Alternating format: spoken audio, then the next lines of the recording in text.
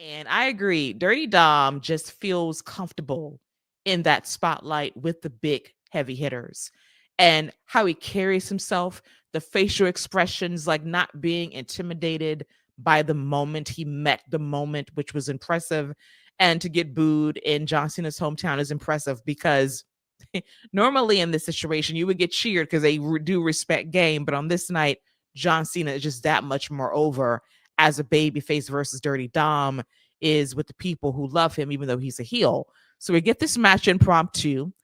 We thought we were going to get it at Survivor Series, but they said, no, let's run it tonight in Boston. Got the match, and it was good for what it was. Nothing too flashy, nothing too splashy. We did have Dirty Dom try to cheat numerous times.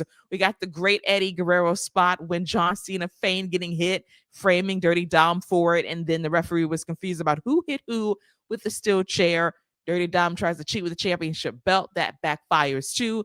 We get a ref bump. A second ref comes in the ring as Dirty Dom hits a 619, goes with a frog splash. Cena powers through a Super Cena, hits the AA to become the new Intercontinental Champion. And John Cena, in the twilight of his career, completes his career Grand Slam. He's a Grand Slam champion, celebrates. The crowd goes crazy for this moment. Incredible pop. Loved every bit of this. And Dirty Dom, despite the L, gets elevated from this loss because ultimately is going to be a win for him eventually. Yeah, the match was everything it was supposed to be. A great homecoming send off for John Cena. He got to say the champ is here one more time, holding up that title. Did it at the beginning of the show when the crowd was the hottest. So, like I think it's one of the best moments we've had all year on Monday Night Raw. Like I think it was that great of a moment. It was really cool for him to finish it off. And you talk about Dom being elevated and all that. I think what gets elevated the most right now out of this is that IC title. Mm-hmm. Something John Cena's never held. The man makes the title, or woman, man or woman. The wrestler makes the title. So whoever's holding that belt is who makes it. And it's not the other way around. John holding that title right now makes it more relevant because he's never held it. So now it means something. I'm fully expecting an IC title open challenge next week at Madison Square Garden. Why wouldn't he? Why wouldn't you? That's kind of been his thing with these titles. So I think it's a really cool, great moment. And I'm looking forward to next week to see what happens with it. Me too. In the Garden for the last time. The other Garden, the world's most famous arena, Madison Square Garden. Netflix is already saying the man's going to wrestle on this show, probably an open challenge as well. It sets up Survivor Series 2. Rumor has it he will be a part of War Games. Gotta set that up. One more TV for him before Survivor Series. And after that, it's Saturday night's main event. And that is the end of the road for John Cena as an active in-ring wrestler in WWE. It's really sad to see the end being near, but thank God for the babyface turn over the summer to salvage his run, to remind people, oh, by the way, John Cena is still great. He still can go in the ring at a very high level. He can still entertain you on the microphone, still can captivate you all these years later. And it just reminds me of the time wasted via that heel turn that they had no idea what to do with after Dwayne ghosted them at WrestleMania. But it is what it is. We can't go back in time and undo it. We could just look ahead and know that since SummerSlam, the course correction has been pretty good. So, Scott, if you had to take a guess at MSG, if you're doing an open challenge for the IC title, who's coming out? Oh man, MSG. It's not gonna be a popular pick, but I think it should be somebody that Cena can kind of beat pretty easily and handily. That way you can have Division come out and beat him down and give him a reason to want to be in the War Games match. I think it should be somebody like a Miz or somebody like that. Just somebody that he can just beat real easy. Somebody who's got history with the IC title, and somebody that New York crowd will just boo without hesitation. Or you could do a Bronson Reed or something like that, and you can get a big moment of John Cena lifting up Bronson Reed for a nice visual. So those would be my two picks. I know the Miz is already in the tournament, but he's not going to win it, so who cares? So those would be my two picks.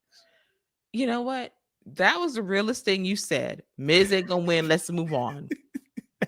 That was an honest assessment. Out of everything I said, that's what you picked up. The Miz ain't gonna win. Oh yeah, that's right. That's right. That's what you got out of that.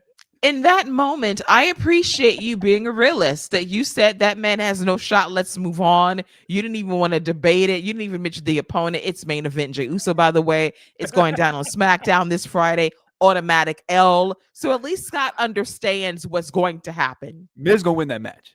The hell he is. Now you're trying to backtrack, trying to say like, oh, second thought, no, he ain't winning. No. Okay, Miz gonna win that match. Watch what happens when the Vision comes out. Shout out to Mike, man. You always get your little shot in the mic, even when he ain't even on the show, even when he's not there. Even though you know what's about to happen to this man, you want to just will a win. Ain't gonna happen. Ain't gonna happen. But Fernando thinks that it could be Joe Hendry versus Cena. That'd be cool. Could be. Now, Hendry could be in the tournament too, because they got some wild cards in there they're not going to announce ahead of time. Like, y'all really got a tournament. We still don't know the damn bracket. Come on, y'all.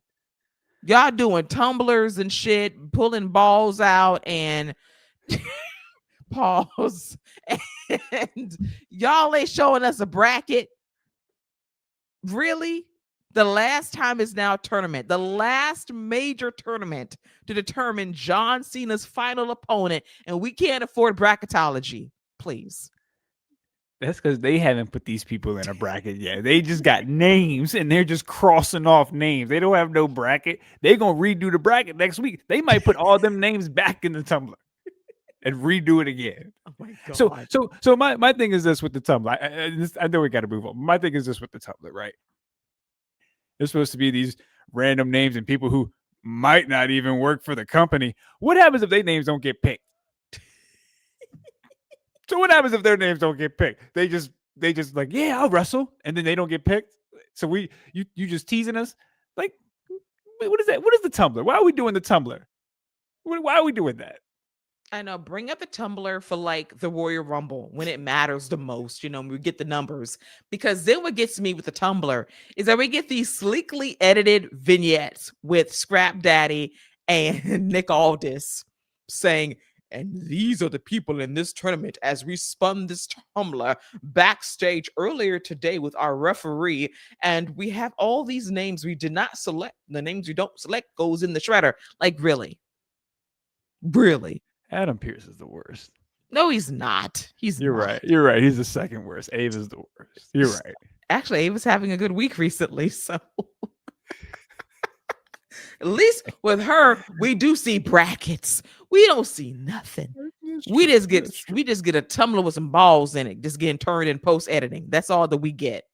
And then the GM saying, "Ooh, I'm gonna keep this to myself." Like, what? Please. Fernando also predicts that Obafemi is going to be one of the mystery challengers. Now, if that was the case, he should not have returned to NXT tonight. Keep it a surprise. Keep us guessing. Keep us guessing. Yeah, I think that was kind of my thought too when I was watching. I was like, well, he ain't working 2 days this week, so guess he ain't showing up on Friday. Nope. Mystery Tumbler guy is going to be Matt Cardona. That's who's going to be Mystery Tumbler guy. Now, facing LA Knight. Now, he's not a bad pick for the IC Open Challenge. That is, that would now, be that fun. wouldn't be a bad pick for that. Yeah, you're right on the cusp of being in Long Island. That's a nice callback. I would love it. The pop would be incredible. So I can see that too. A little nod to history between the two of them. I would love to see it. So we shall see where it goes. And I like that, actually. I like it a lot.